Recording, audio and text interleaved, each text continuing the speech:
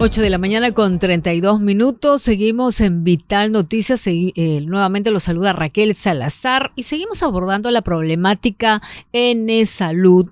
¿Por qué? Porque los pacientes lo piden, lo reclaman. Es que largas citas, o mejor dicho, largas colas, citas postergadas, escasez de medicamentos continúan siendo algunas de las principales dificultades que afrontan los asegurados de e-salud. Es más, la Contraloría General de la República reveló una situación alarmante. En concreto, detectó 54 equipos biomédicos que no funcionan en 5 hospitales importantes. Estos equipos se concentran en las salas de emergencia, el área más crítica de cualquier centro médico. Hospitales afectados por falta de mantenimiento, según Contraloría, abarcó Rebagliati, Suárez Angamos, Carlos Alcántara, Sabogal y el Hospital Luis Negreiros. Estamos en comunicación con Daniel Najarro, analista senior de estudios económicos de Comex Perú. Señor Najarro, muy buenos días. Buenos días, muchas gracias por la invitación. Bueno, cuéntenos también ustedes, tienen un informe, han hecho sus investigaciones sobre la problemática de salud. Sí, cómo no, lamentablemente la situación es preocupante. Ya hemos visto inclusive muchas quejas por parte de los propios pacientes, asociaciones de los pacientes también, así como también hay una coalición de los gremios empresariales del sector privado para reconocer que esa situación es insostenible. Lo que estamos viendo es lamentablemente un prejuicio muy grande contra la ciudadanía, contra los asegurados. A pesar de que cada año el sector privado aporta un millonario presupuesto a favor del financiamiento de salud, estamos viendo que se acaba siendo mal utilizado. Los principales problemas que en ese momento enfrenta la entidad vendría a ser esa falta de dirección clara, en el sentido de, lamentablemente, estamos hablando de malversaciones de fondos. Una muestra clara de eso podría ser cómo, a diferencia de lo que viene a ser el MINSA en labores, por ejemplo, de salud destina más de la mitad de todo su presupuesto a lo que viene a ser únicamente planillas. En contraste, el MINSA y las ORES, todo lo que viene a ser el CIS, ¿no? Destina mucho cerca de un tercio de lo que viene a ser planillas. De la misma manera, cuando vemos los términos de presupuesto, vemos que MINSA y GORES en conjunto, insisto, el CIF básicamente, tiene un presupuesto en la Función de Salud de 30.600 millones. El salud tiene cerca de la mitad, pero cuando vemos las diferencias son cuantiosas. El MINSA y las GORES administran en conjunto cerca de 9.000 establecimientos de salud a lo largo de todo el país, mientras que salud a lo mucho 408. Aquí el problema no es que le falta presupuesto, aquí el problema es que lamentablemente no hay una regla ni una estrategia clara de la propia entidad sobre cómo poder superar las barreras y limitaciones que enfrenta para poder ofrecer un servicio de calidad. Bueno, es un problema de gestión, entonces, no de presupuesto. Pero, por ejemplo, justamente hablábamos con un médico de salud que dijo que la prioridad de salud no son los pacientes, sino el pago de planillas y una serie de gollerías increíbles. ¿Ustedes coinciden? Sí, lamentablemente eso es lo que se suele oír por parte de los pacientes y es también lo que vemos en las cifras. Como te lo mencioné al principio, cuando comparamos lo que vendría a ser la administración pública de salud, todo lo que es MINSA y GORES, ¿no? Porque de salud, si bien es una empresa pública, en realidad se financia directa prácticamente en 100% por parte de los aportes de los empleadores del sector privado. Vemos las diferencias drásticas. Lo que viene a ser el sector público de salud, la administración propia del mismo gobierno y con el propio presupuesto del gobierno, a lo mucho un tercio. Y eso viene a ser un estándar de eficiencia. Porque cuando estamos hablando de una en salud, que a nivel nacional más del 50% va únicamente a los pagos de planillas, que en algunas subdivisiones regionales va inclusive más de un 65%, estamos hablando lamentablemente de una limitación de recursos y otros factores importantes, como viene a ser, por ejemplo, la misma infraestructura. Vemos que en salud, por ejemplo, entre el 2022 y el 2025, ¿no? Pasado la pandemia, es una de las pocas entidades que lamentablemente reduce la cantidad de camas UCI, emergencias que dispone. En contrario al sector privado, así como el MINSA, logran aumentar esa tendencia, tal cual que las otras.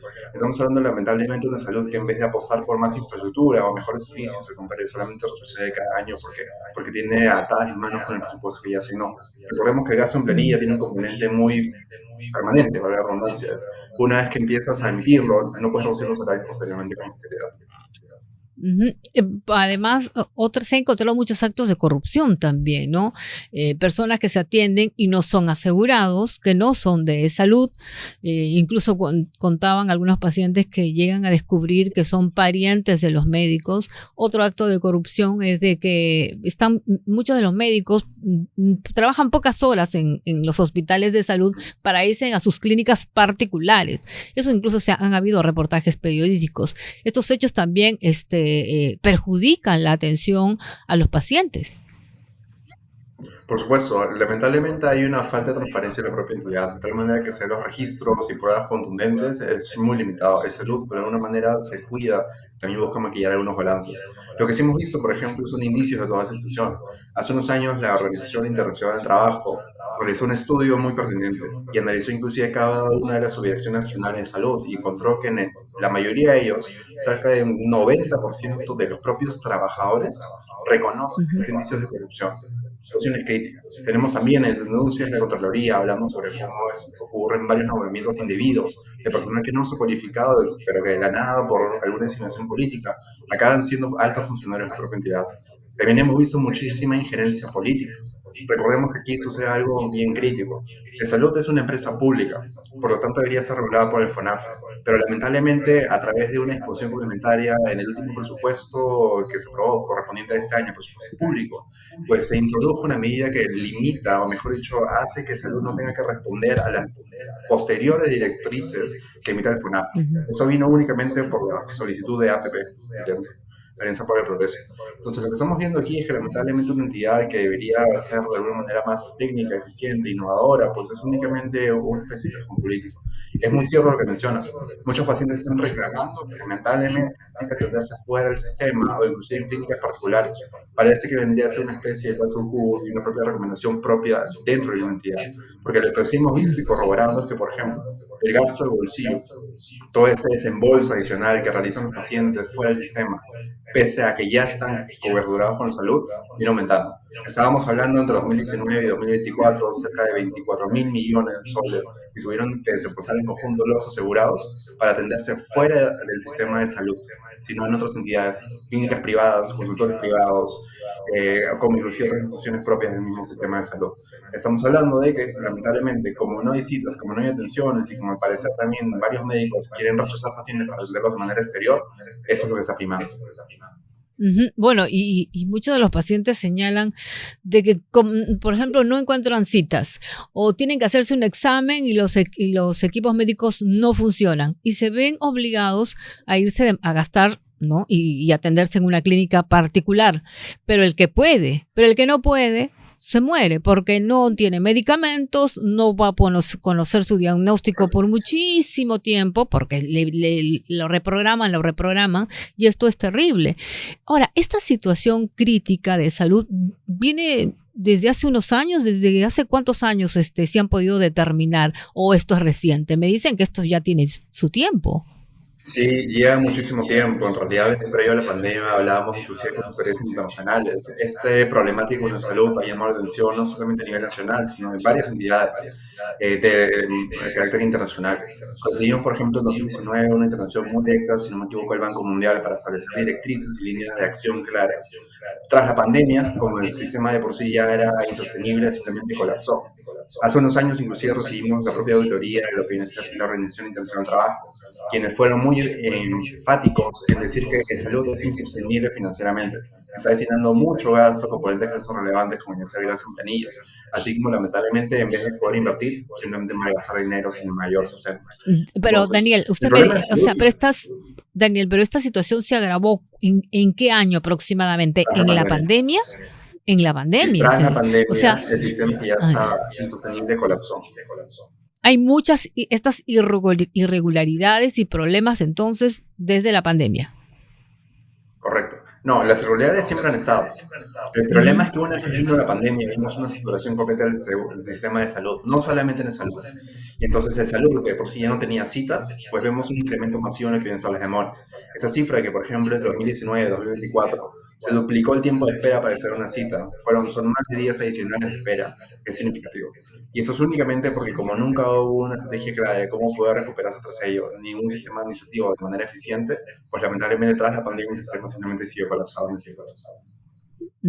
Bueno, y el tema del presupuesto, o sea, ¿quién define lo del presupuesto? Por ejemplo, un médico nos señalaba, la prioridad en estos momentos es la planilla.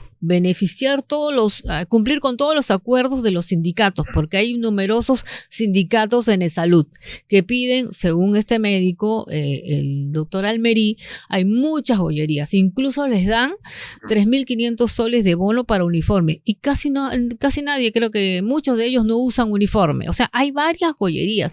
Esto ¿quién lo determina? O sea, ¿quién tiene que pronunciarse? Porque no puede ser que un sindicato venga, yo quiero esto. Y nos ha informado hoy día el doctor Almerí que se ha aprobado el año sabático, un año sin trabajar, pero con sueldo. ¿Eso es posible? Que los profesionales, que los trabajadores, porque mayormente son los que están en el sindicato, un año sabático en salud, es increíble. Si lo que justamente falta, que todo el personal esté al servicio de los ciudadanos, porque ya no saben qué hacer. Todos los días van, hacen cola, llaman por teléfono, no hay citas, no hay para los exámenes, no hay medicamentos. O sea, ¿qué es lo que recomienda en este caso COMEX Perú sobre salud? ¿Qué es lo que se plantea? Mira, son varias medidas, pero quiero justamente comenzar por lo que mencionas. Primero es un sentido y una completa falta de respeto al cliente asegurado. Pero, ¿quién decide el presupuesto? Es una pregunta muy válida. Lamentablemente, la historia nos dice que el presupuesto lo está diciendo el propio sindicato. Y no es únicamente por la presión que puedan hacer en mentones u otras medidas, sino que por la misma conmoción del directorio. Cuando se crea de salud, se crea con una dinámica tripartita, es decir, tres representantes del gobierno, tres representantes de empleadores, tres representantes de los propios trabajadores asegurados. Lo que hemos visto en los últimos años, por bastante diferencia política, es que lamentablemente tenemos un gobierno que sí es ausente o con designaciones arbitrarias. Recordemos que la presidencia de salud la decide únicamente el Poder Ejecutivo, sin mayor aprobación, sin meritocracia en muchas ocasiones. Y que por parte de los trabajadores, que deberían representar a los asegurados, a los representantes de los trabajadores privados, hemos visto que en realidad la mayoría de esos representantes únicamente son parte del propio sindicato de salud. Entonces estamos hablando de lamentablemente 3 votos a favor de únicamente mayor gasto en planilla, 3 votos ausentes, y la parte del sector empleador lamentablemente acaba siendo minoría.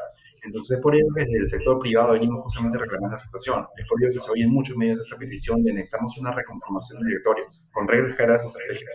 Porque mientras la situación siga como está, con esta injerencia política, así como también propios representantes de los sindicatos de salud que van a abogar naturalmente para ellos mismos, pues es imposible tomar medidas. Es por ello que hemos recibido inclusive aprobaciones por supuesto en los últimos años que incluyen justamente esos bonos.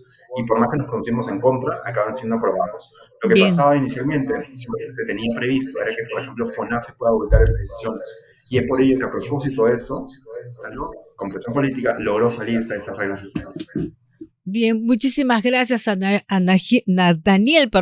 Najarro, analista senior de estudios económicos de COMEX Perú. Muchísimas gracias. Pausa, ya volvemos.